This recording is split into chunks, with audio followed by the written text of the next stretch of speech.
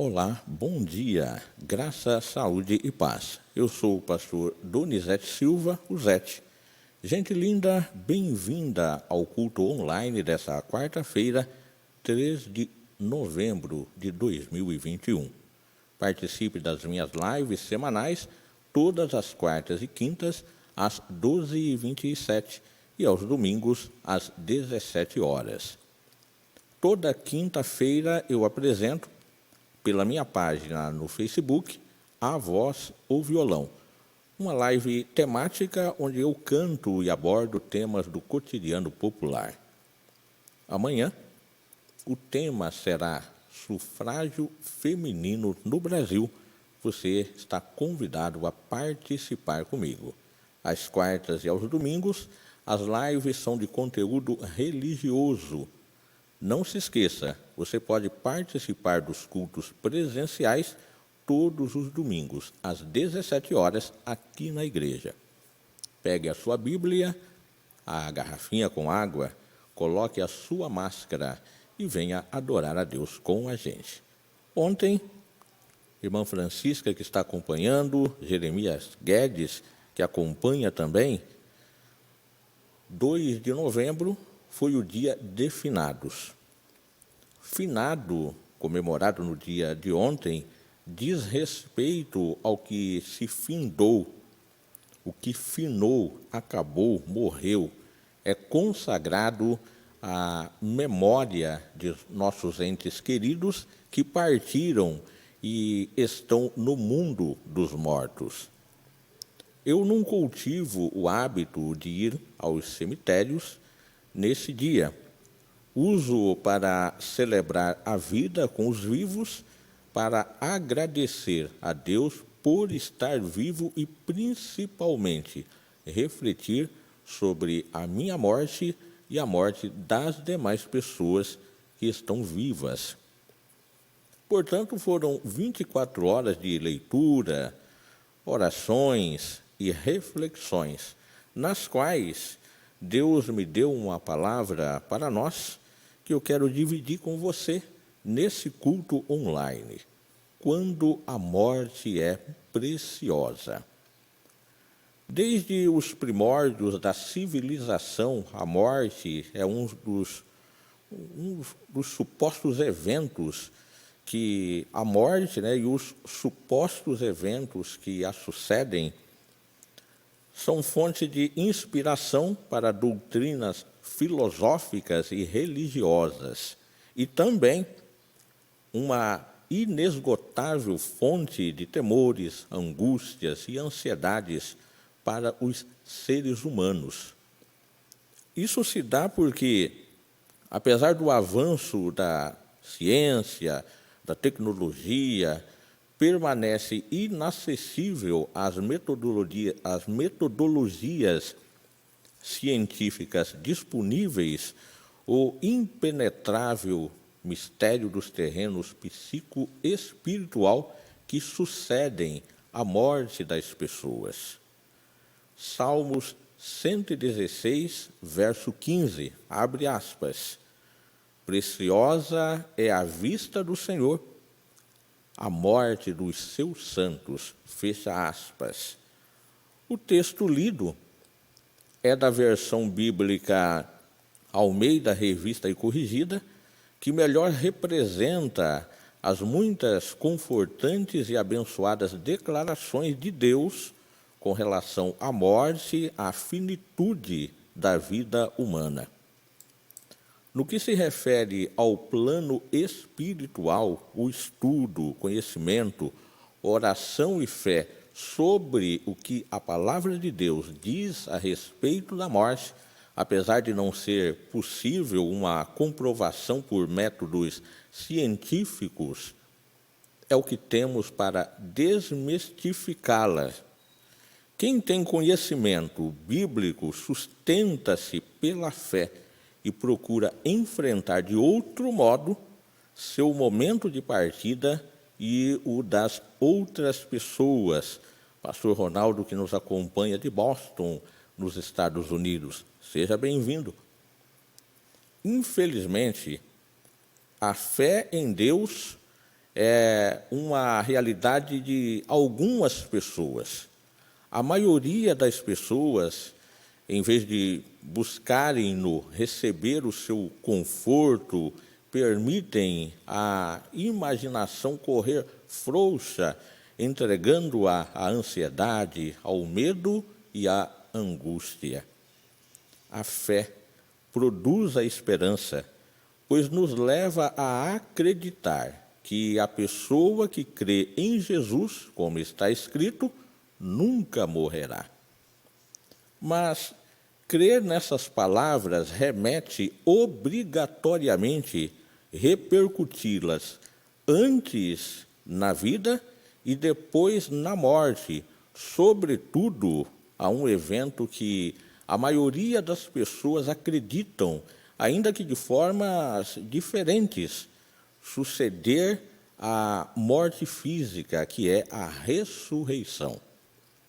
A ressurreição dos mortos, como é compreendida nas Escrituras, deve ser distinguida da ressuscitação. Existem 8 registros de ressuscitação na Bíblia. 3 deles estão no Velho Testamento. A restauração do filho da viúva de Serepta por meio de Elias, 1 Reis 17, 17 a 23.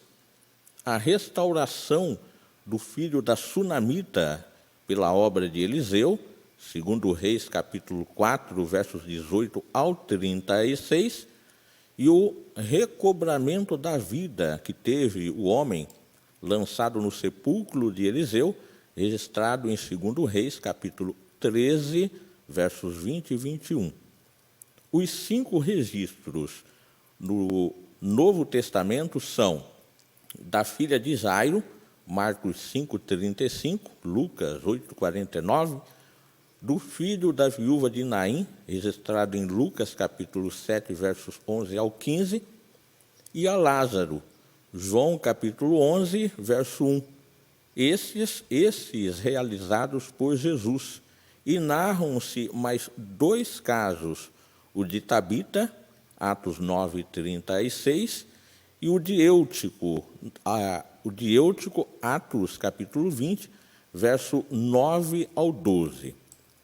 Com base nesses casos, podemos concluir que a ressuscitação é a restauração da vida humana que se deixou no mesmo corpo ordinário, enquanto a ressurreição é a entrada num novo estado de existência com um outro corpo extraordinário. São poucos no Antigo Testamento os indícios de que uma crença na ressurreição existia. Registros gerais são encontrados no livro de Jó, capítulo 14, Salmos 49, Isaías 26, Daniel 12. Comparando-se os Salmos 49, verso 14, por exemplo, com Isaías 26, 14, acredita-se que a ressurreição não era para os inimigos de Deus. Importante a gente abrir um parêntese aqui para esclarecer: essa esperança era aplicada simbolicamente à nação, conforme se observa em Ezequiel capítulo 37 e Oséias capítulo 6. Houve um crescimento gradual dessa crença, no entanto, da crença da ressurreição, com o surgimento do judaísmo à medida que se aproximava o tempo de Jesus Cristo. Com exceção dos saduceus, no tempo de Jesus, a ressurreição geral tornou-se uma doutrina consideravelmente admitida. Praticamente todo mundo acreditava, cria nessa questão da ressurreição. Isso fica evidente no modo que Marta, quando Jesus assegurou que seu irmão havia de ressurgir, o respondeu, abre aspas, eu sei que ele há de ressurgir na ressurreição, no último dia, fecha aspas. João 11, 23, 24. E aí nós poderíamos comparar, por exemplo, com Atos 24 e 15, você pode dar uma lida e vai ter uma noção mais clareada acerca dessa passagem. Quando Jesus tratou da ressurreição dos mortos, ele não declarou, na verdade, que essa doutrina estava reconhecida pela lei ou pelos profetas, mas ele fez ver que se subtendia nas palavras que Deus dirigiu a Moisés na sarça ardente, acrescentando palavras de Jesus. Então, abre aspas, ora, ele é Deus, ele não é Deus de mortos, e sim de vivos. Marcos 12, 27. Na verdade, Jesus claramente ensinou uma ressurreição geral dos justos e dos injustos. Vemos isso praticamente em todos os evangelhos. Mateus 22, Marcos 12, Lucas 20, João 5. Então, Jesus ele associou de modo definitivo a volta à vida com a sua própria obra de expiação pelo seu povo. João, capítulo 6, capítulo 11, capítulo 14, vemos isso. Isso foi ensinado também pelos apóstolos. Atos capítulo 4, Romanos 6, 1 Coríntios 15, 1 Pedro 1. De um modo geral, excetuando 1 Pedro 3,18, que informa que Cristo morreu no corpo, mas foi trazido a uma nova vida pelo seu Espírito. E em Romanos capítulo 8, verso 1, que diz, abre aspas, Deus vivificará os vossos corpos mortais por meio do seu Espírito que em vós habita. Fecha aspas. A ressurreição é, no Novo Testamento, atribuída a Deus, ao Pai ou ao Filho. João 5, 2 Coríntios 4.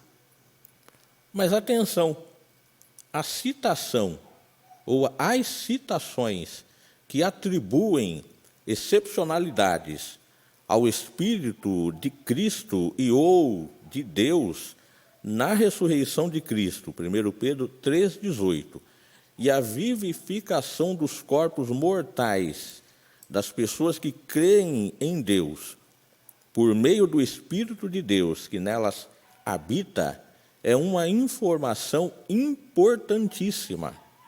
Dela decorre a importância, e preste atenção, dela decorre a importância de aceitar a Cristo, receber o Espírito de Deus, viver de acordo com a palavra de Deus.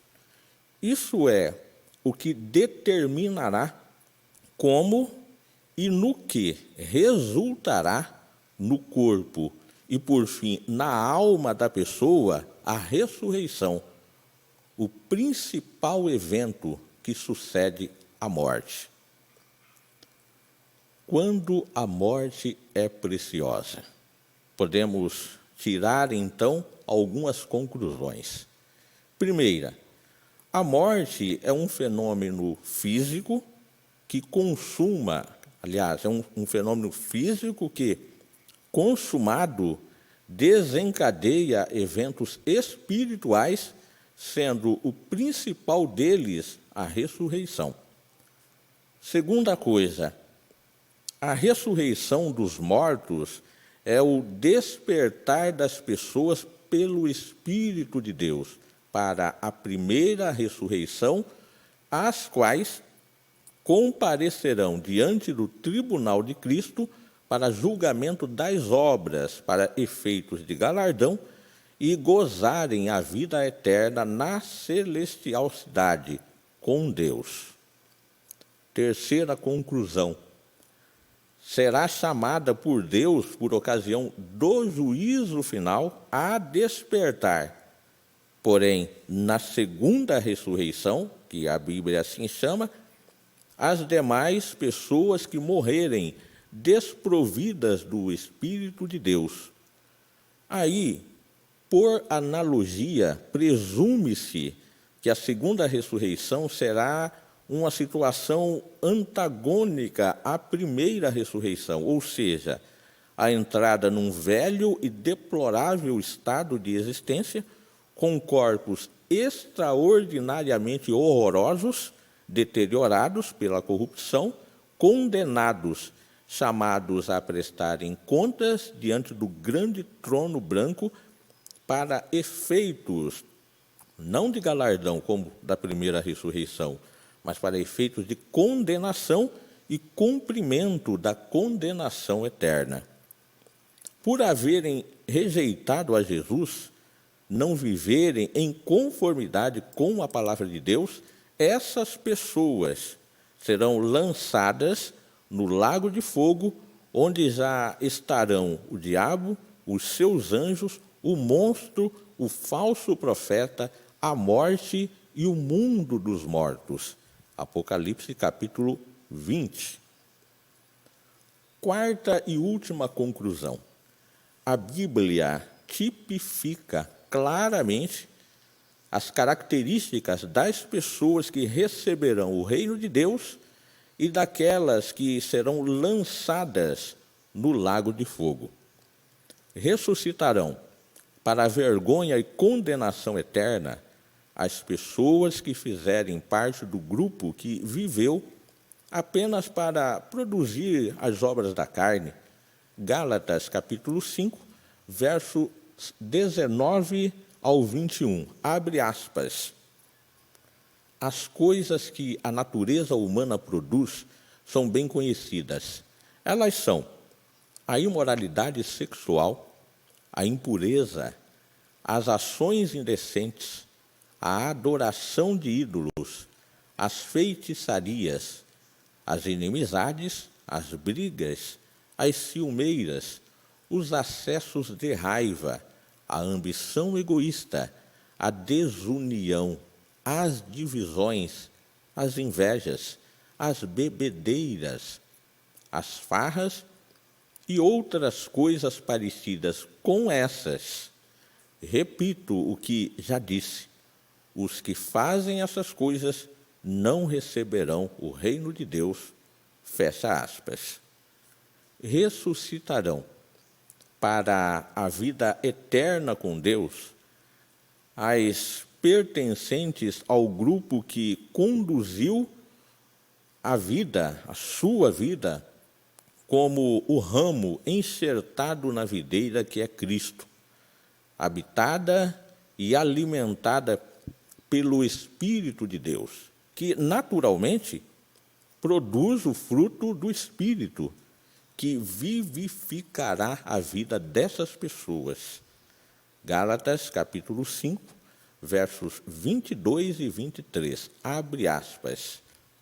Mas o Espírito de Deus produz o amor, a alegria, a paz, a paciência, a delicadeza, a bondade, a fidelidade, a humildade e o domínio próprio. E contra essas coisas não existe lei. Fecha aspas. Hora de aplicar essa palavra de Deus às nossas vidas. O que é que eu faço disso tudo? O que temos feito de Jesus, o favor, a graça, o Cordeiro de Deus que tira o pecado do mundo? Olhemos para o nosso estilo e modo de vida agora. Pense comigo. Eu devo olhar para o meu modo de vida, você deve olhar para o seu modo de vida e, nesse momento, a gente refletir. Em qual desses grupos de pessoas eu estou? E você está em qual desses grupos? Se Deus me chamar agora, nesse momento, findar a minha vida, em qual grupo que eu estou? Se Deus chamar você agora, findar a sua vida, em qual grupo você figurará? Com essas informações que nós temos, é possível saber. De acordo com essas palavras, a minha morte, a sua morte, será preciosa à vista de Deus? Você pode e eu posso fazer essa análise. De qual ressurreição você participará? Quando a morte é preciosa. Pense nisso. Quer estabelecer um compromisso? Mudar de vida? Viver, receber, produzir o fruto do Espírito de Deus? Fazer parte do grupo da primeira ressurreição? Se você quer, eu quero orar por você para que Deus perdoe os seus pecados, lhe dê essa convicção e escreva o seu nome no livro da vida. Ore comigo. Querido Deus, nós louvamos a Ti por essa oportunidade.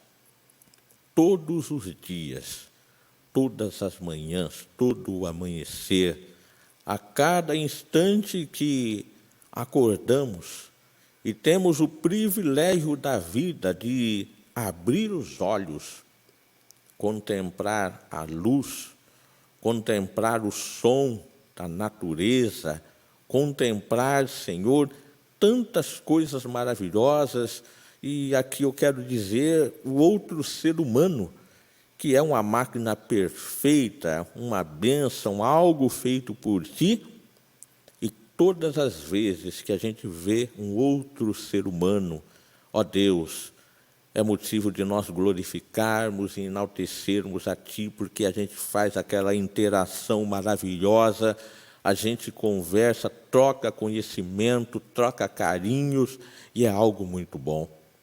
Já é motivo para a gente viver numa novidade de vida, não fazendo mal para esse nosso próximo, essa pessoa que está próxima de nós, mas amarmos, ó Deus, deixar que flua na nossa vida o fruto do Espírito, seja desencadeada essa produção para abençoar não só a nossa vida, mas a vida das pessoas. Eu quero apresentar essa pessoa que está nos acompanhando, que está ouvindo agora, ó Deus, essa oração, depois de ouvir a Tua palavra. Coloca as Tuas mãos de poder, perdoa os pecados, meu Deus, porque Tu conhece o que está passando nessa mente, nesse coração agora, Senhor, e se verdadeiramente há um arrependimento, ó Deus, que Tu possa perdoar, escrever o nome no livro da vida, para que no momento da ressurreição, não só eu, mas essa pessoa, todos nós, possamos participar da primeira ressurreição e assim estarmos sempre contigo, ó Deus, numa vida eterna, glorificada e maravilhosa. É o que eu te peço no nome de Jesus. Amém. Que Deus abençoe grandemente a sua vida. Muito obrigado por estar nos acompanhando. Você já sabe que o nosso encontro ordinário, vamos assim dizer, são todas as quartas e quintas, às 12h27. Quarta-feira, culto online. Quinta-feira, a voz, o violão. Amanhã, por exemplo, eu tratarei do tema sufrágio feminino no Brasil. A partir das 12h27, você é o meu convidado para estar comigo. Domingo, 17 horas, temos o culto presencial aqui na igreja, transmitido também pelas redes sociais. Não se esqueça, se você ainda não curtiu as minhas páginas, dê aquela moral, curta aí, compartilhe o vídeo, porque quando tiver essas lives ou qualquer outra live extraordinária, você então é notificado e poderá nos acompanhar. Deus abençoe a irmã Francisca, irmão Jeremias, pastor Ronaldo, que são os que aparecem aqui, eu consigo visualizar, que a bênção do Senhor seja sobre a vida de vocês. As pessoas que vão acompanhar depois, nós temos inúmeras pessoas que estão trabalhando, enfim, com outras atividades, e essas pessoas sempre assistem o culto online, nas nossas lives, na sequência, depois, no final de semana. Que a bênção do Senhor esteja sempre sobre a sua vida. Até amanhã, portanto, com muita graça, saúde e paz.